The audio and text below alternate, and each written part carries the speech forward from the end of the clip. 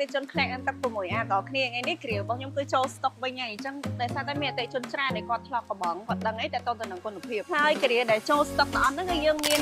គ្រប់ខ្នាតតែម្ដងមានតាំងពី1ទឹក8 2ទឹក2ទឹកកន្លះហើយនិង3ទឹកហើយចំពោះ3ទឹកគឺយើងមាន2ពណ៌ទៀតគឺមានពណ៌ខ្មៅចឹងបងអាចយកជាប្រភេទពណ៌សក៏បានពណ៌ខ្មៅក៏បាន3ទឹកគឺយើងយកចូលមកពីពណ៌ហើយចំពោះគ្រានេះដែរគឺមានសារៈសំខាន់ខ្លាំងមែនទែនសម្រាប់បងដែលគាត់ធ្វើអាំងប្រភេទ overflow គឺយើងមានតូទឹកនៅជុំវិញអាំងអញ្ចឹងយើងអាចប្រើជាប្រភេទជ្រាបនេះបាននៅជុំវិញណាវាជួយលើកសកម្មភាពអាំងឲ្យមើលទៅមានភាពស្រស់ស្អាតហើយងាយស្រួលក្នុងការបងប្រើប្រាស់ផងដែរនេះខ្នាត1ទឹក8តែនេះខ្នាត2ទឹកជើង3ដូចគ្នាបងប៉ុន្តែវាខុសទៅក្នុងខ្នាតគ្នាអញ្ចឹងណាហើយអាចបត់បែនបានបងអាចដកតអីក៏បានដែរហើយនេះ2ទឹកកន្លះ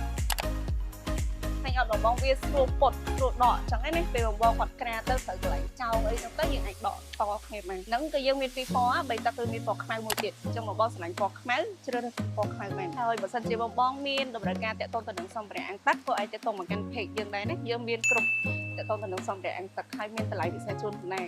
ចុងវីដេអូនេះគឺមានតែប៉ុណ្្នឹងទេយើងចូលច្រើនណាបងកុំយកច្រើនម៉ែត្រប្រហែលដែរវានៅក្នុងស្តុកទាំងអស់ខ្ញុំតាក់ទងមកកាន់ page ខាងទឹកមួយអាបានអរគុណបាយបាយ